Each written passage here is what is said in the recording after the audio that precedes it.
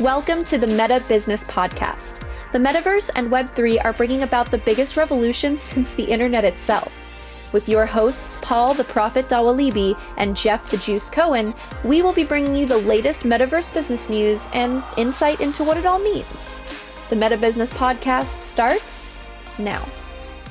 From the boardroom to the metaverse, this is the Meta Business Podcast. I am Paul the Prophet Dawalibi. I'm joined today by my friend and co-host, Jeff the Juice Cohen. For those of you who are new here, welcome to the official podcast of the Metaverse. What we do is we cover the most pressing Metaverse topics and news of the week, but we look at all of it through a business and C-suite lens. We dissect, we analyze the business implications of everything happening in this industry. For our regular listeners, thank you for tuning in every week. Thank you for all the love, the 5-star ratings and reviews. Guys, I've gone and I've read some of the reviews you've left. I read all of them, in fact. So much love there. I really appreciate it. We really appreciate it. It's why we do it. We love doing this. Please, if you haven't yet, if you love the show, go leave a review. Let us know what you think. And share the podcast with a friend. Let a friend or a colleague know, someone who's big into Web3 maybe, or crypto or gaming. Share the podcast with them because hopefully they will enjoy it. Jeff, how you doing this week? Doing good. We are recording in the middle of the crypto winter, I suppose. Maybe we'll talk more about that, but it's interesting times. It is interesting times. I've heard different takes on this, right?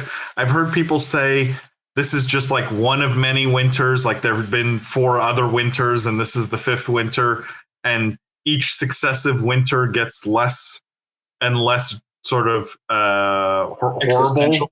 Like like this is, if you know, the first one was devastating blizzard. This is a little bit of a flurry. So I've heard various takes, and I think it's interesting. I think a lot of it is a little bit sensationalized. You know, obviously public markets have been getting killed, and Bitcoin's been getting killed, and many crypto projects have been hurting, and companies, Celsius. Most recently, I don't know if you saw, blocked all withdrawals on their platform. So there's definitely victims in all this. There are definitely casualties, I should say, not victims, casualties in all this. But winter always seems so drastic to me. I don't know. What do you think? I'm back. I don't know. I'm going to assume you had a good take about the crypto winter while I was gone there. I agree with what you were saying when I was still able to hear what you were saying, where this time feels a bit less existential, where it's like the product market fit of Bitcoin and crypto has sort of been proven. And this fall down feels a little bit more driven by the macro versus like, hey, crypto overall is going away or isn't a product that has use cases. Now we are seeing some one-off things like some of these Luna, Terra, all these maybe like algorithmic stablecoins, but obviously that's not what we talk about on this podcast. And frankly, I'm not educated enough to talk about them, but we have seen those maybe go away. Generally, this is the time to start to be building great things. So we're still. And I would say the silver lining for the metaverse stuff is a lot of the projects that raised venture money. I mean, a lot of these companies are just very well financed right now. The big crypto companies are well financed. A lot of these metaverse, Web3, blockchain gaming, like a lot of these companies have raised a lot of money in the last 12 months. And the good companies will have capital to survive however long this winter lasts, right? I think that's, in my mind, that's the silver lining. Good companies are well capitalized because of the volume of money and dollars that have been flowing into the space. I want to start, Jeff, as we usually do, with kind of a fun story. And this one you flagged, and I had to read it to really understand what they're talking about here. But the headline is what Web5 is and why you should know about it. I mean, we talk at length about Web3. I didn't think we were already behind the curve here, but it seems we've not only gone past Web3, we've skipped Web4. We're at Web5. I'm joking here. What they mean by this is it's a combination. This is being developed by Bitcoin blockchain, or it's being developed on the Bitcoin blockchain by one of the companies of former Twitter CEO Jack Dorsey. And basically the way they're describing it, it's a combination of Web 3.0 or Web 3 and Web 2.0. 2 plus 3 equals 5, I guess. And that it's a more truly decentralized internet where, ownership of your content is all built on the blockchain, and there's nothing that is centralized. I guess there's no central servers. There's nothing that is not owned directly by the users. So there's no web monopolies. There's no large tech companies. And the argument that Dorsey makes is that Web3, while it talks about decentralization, is not truly decentralized because it says VCs own it. He's quoted as saying it's ultimately a centralized entity with a different label. So do you buy this Web5 argument?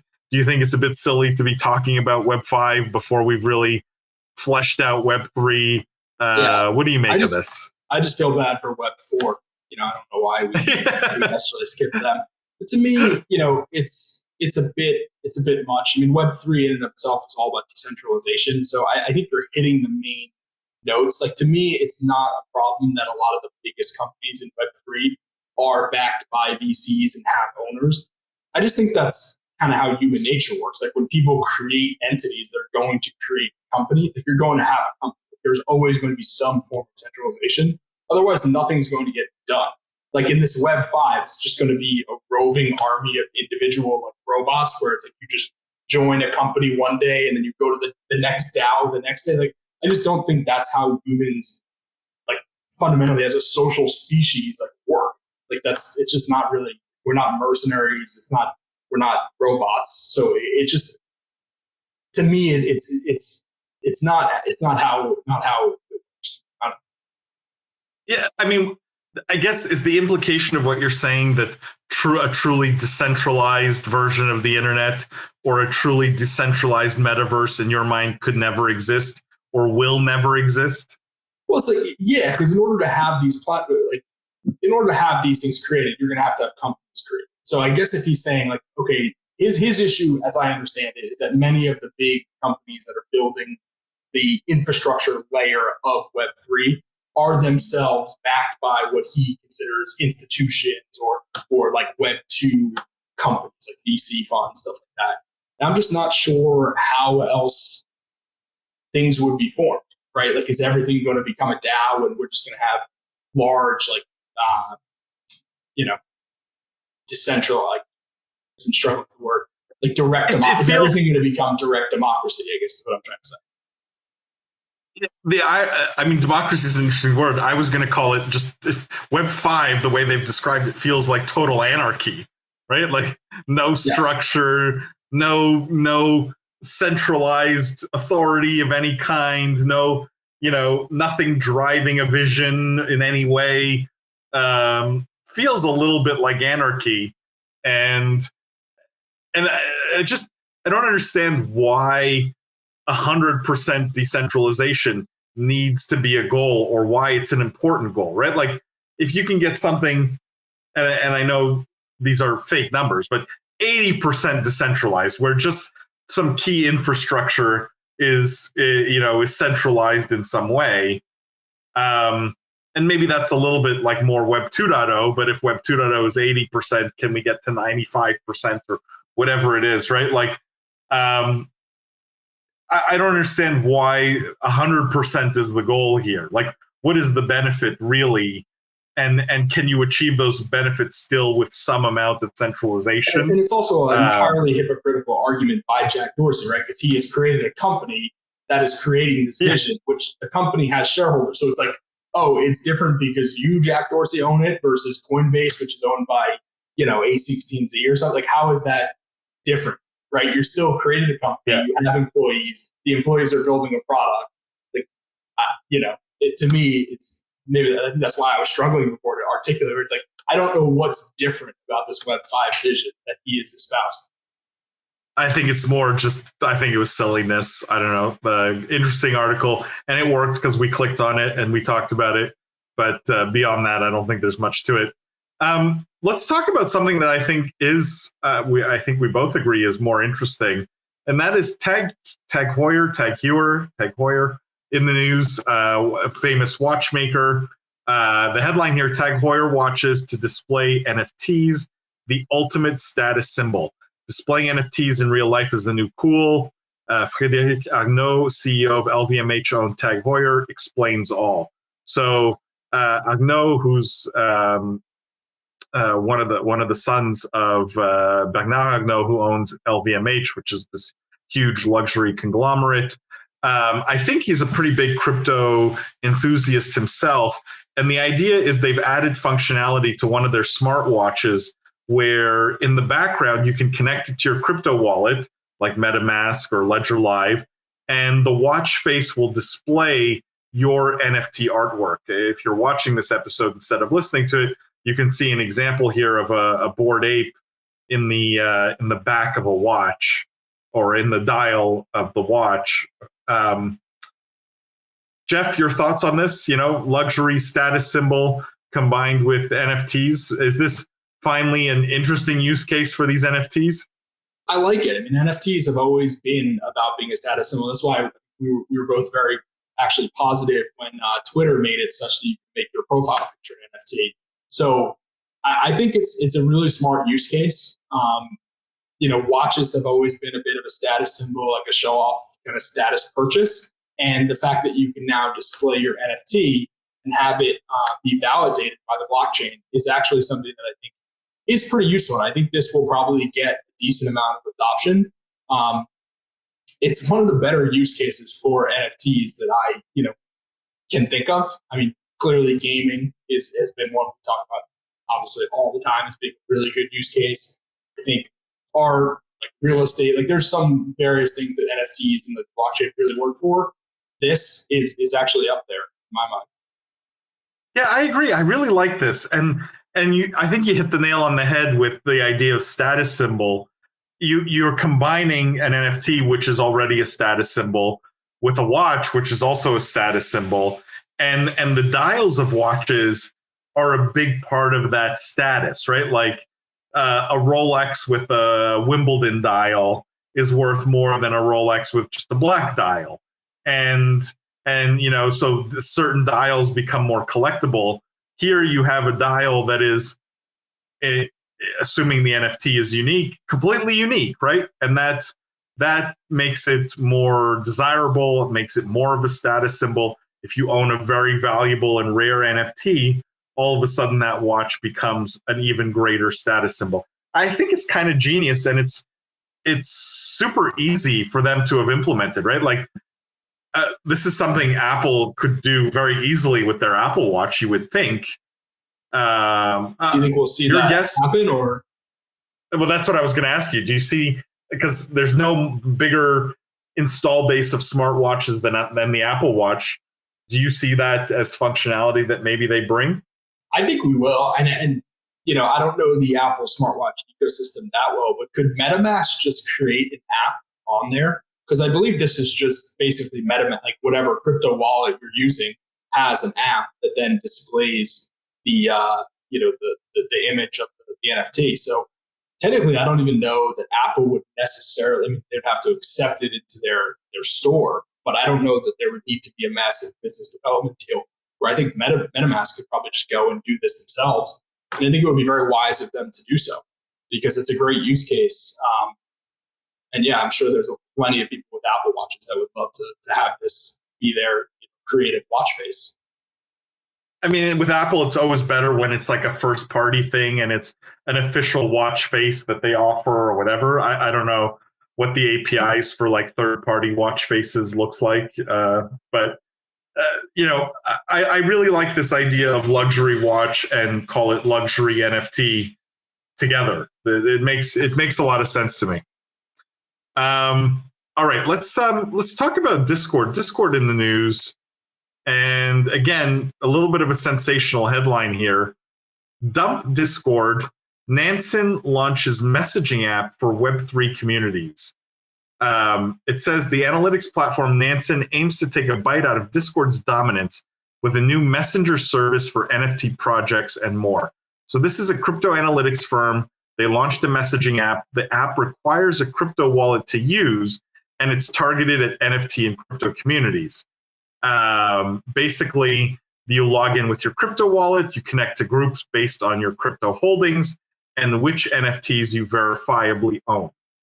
The firm describes the app as a crypto native communications hub for Web3 communities. Now, I mean, I don't know if you want to address the headline, Jeff, like dump Discord, and if you think this is a legitimate competitor for Discord, or if you accept that this is maybe a bit of a sensational headline, and I think is there a place for this app in the ecosystem? It's definitely a sensational headline. I don't think people are, Discord is going to lose its competitive advantage, particularly with the network effects it has and the ecosystem it's built around gaming. Having said that, I think the wallet integration is interesting, and it's potentially an area where Discord has left its flank open a little bit. I remember early in the year, Discord had talked about doing an integration with a wallet, and I believe they ended up backing off from it because they got a bunch of backlash from their community. So I think that is an area where maybe on the crypto front, a lot of these crypto communities are on Discord, and the fact that Discord hasn't really integrated any of that technology in might be actually an area where they're a bit open to attack. However, I don't love the idea of gating the top of the funnel for a messenger app to having to have a wallet, and then in order to be in these communities, you have to have the NFT. Because with any messenger app, like the number one thing is network effects. You need to be able to message anyone, and anyone needs to have the app. So like anytime you're adding friction to that top of the funnel, you're going to lose some of those network effects. So I think ultimately that part is where I struggle with. I also don't know that you need a separate messenger app to talk about crypto, right? Like at the end of the day, I can talk about crypto in Telegram. I can talk about it on text message. I can talk about it on Discord. It's really who has the best tools for building communities and who has the most users, which is what the platform that's going to win. Like I don't know that having a vertical focused platform for a chat app is smart, which is interesting because it's actually the opposite thesis that I had for NFT trading platforms, where I was actually very bullish on the verticalization. Here, I'm not as bullish. So I'm curious what you think. Yeah, I'm with you. I'm with you on the gate is the problem, right? Like I think that sentence really bothered me, where you need a crypto wallet to use it. Like right off the bat, you eliminate, 90% of Discord's user base, probably, right? Like if we assume that if you look at the total gaming population and then the total, owner of crypto wallets, it's about an order of magnitude different. So, right, like you eliminate 90% of your potential customers immediately just by requiring a crypto wallet. And I get it. It gates it so that the people who own that, NFT, that series of NFTs can all talk to each other. But I don't see that as a feature. I see that as a downside, because the reason Discord has exploded as the platform of choice for these communities is it allowed for discovery of the communities, right? Like you create an NFT project, you want people to buy your NFTs. The whole point on Discord was to create these communities, bring in as many people as possible, create as much hype as possible so that you drive the price up of your NFT. I mean, if you gate it to only the people who already own it, I don't know how you create any discovery, right? Like you lose that whole piece of the equation. I don't know why you would not want people who don't own it. Like they should still be allowed to talk about it. So I'm with you on the gates, the problem. I wouldn't go so far though as to say that a vertically focused like chat or community platform could never work. I just don't think a gated one could work, right? If you said, hey, we want to be the platform, not for gamers, but for just to people to talk about NFTs and NFT projects. So don't waste your time on Discord where there's a lot of noise and, a bunch of other stuff.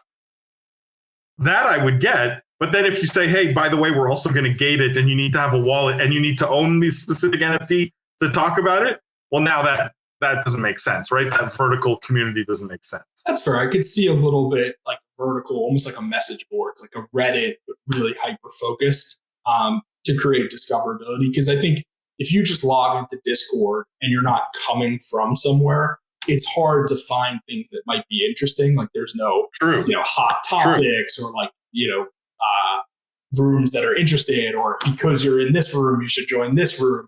Like, so discoverability on Discord is a bit of an issue. So I do think maybe I'll soften my stance a little bit, where I could see almost like a Reddit of crypto, like a targeted Reddit type thing working. Yeah. Jeff, let's move on. Let's talk about legal battle in the Web3 and metaverse world here. And this is a bit of an interesting one, kind of a deep one here. So let me try and summarize as best I can, and please feel free to stop me here because I know you had done more research on this than I did. But the headline here is legal battle avoided after YGG and Merit Circle DAO agree to a deal. So what happened here is Merit Circle is a company that created the Merit Circle DAO. They help gamers interested in play-to-earn games by lending items from their treasury to be used for gameplay. It's basically a guild, right? Merit Circle DAO, it's a guild. We've talked about guilds before on this podcast. Originally, the DAO passed a proposal that would cancel YGG, Yield Guild Games, which is a larger organization. It would cancel YGG's simple agreement for future tokens. In other words, an investment that YGG had committed to in Merit Circle DAO. But the DAO passed a proposal that would say we're only going to refund the 175,000 US dollar coin that YGG contributed originally. In other words, YGG makes an investment in Merit Circle DAO. Merit Circle DAO at some point says, hey, we're going to cancel this investment and just give you back your money, as opposed to giving back the value of that investment, right? At that point in time. Now, the resolution, just to get to the point here, seems to be that YGG is still walking away with 10 times their original investment. That after this, I guess, protracted legal battle, that seems to be the proposal that both sides have accepted. So YGG is going to get a return on their investment and not just their money back. But I know there's some interesting conversation here around, what does this all mean? What does it mean for investment in DAOs? Like, I know you had some thoughts on this. Yeah, I mean, I think it's an interesting moment in the future of DAOs, which I think is a little bit tied into the future of the metaverse, future of crypto, because people, and we were even just talking about this earlier, like, will the future companies in the metaverse be formed as DAOs? So I think this is a little bit of a seminal moment in the sense that,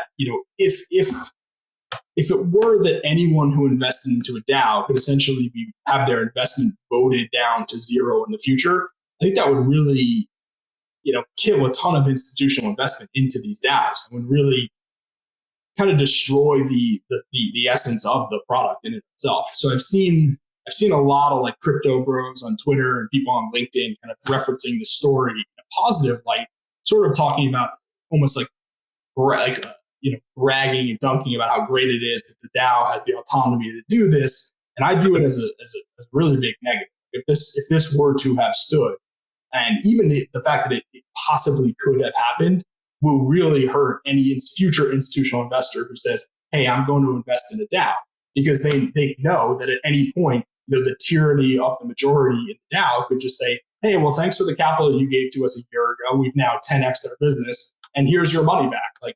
Or they could just say in the future, well, here's nothing. We voted you out. So I think, and when you create a structure that is autonomous and doesn't have a legal entity, legal structure behind it, you run a lot of risks. So if I were an institutional investor, I wouldn't touch a DAO, based on this.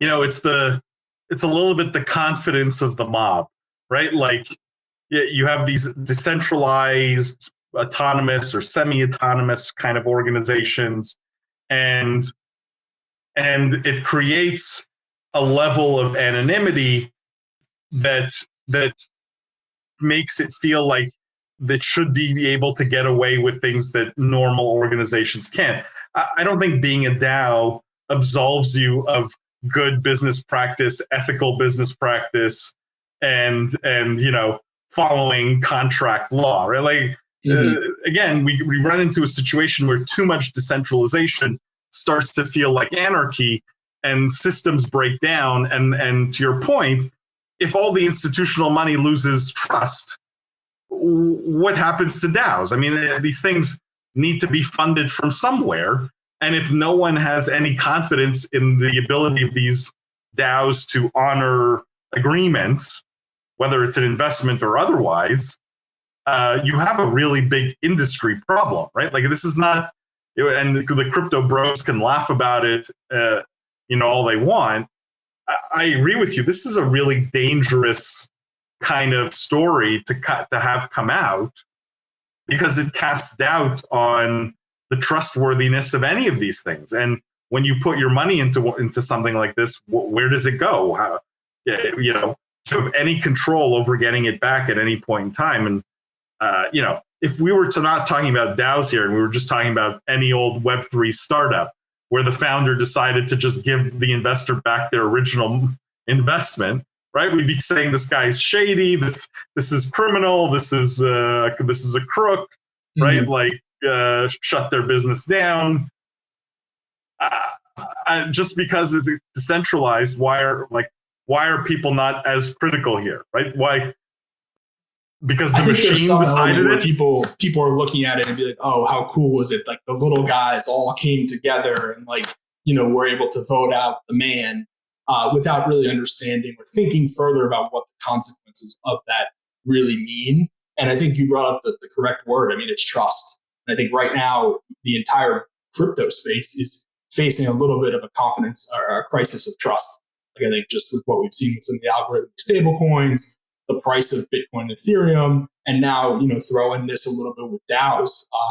Trust is a fragile thing, particularly when you're dealing with institutional investors and folks that inherently didn't trust this system to begin with.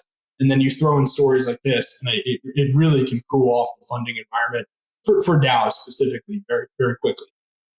Yeah, and I think people in emerging industries underestimate how damaging just one or two pieces of bad news, just one or two bad actors can be to the investor sentiment on the space as a whole, right? Like, it's one of these things where what's the crypto motto? It's we're all gonna make it, or whatever, right? We're all wag me.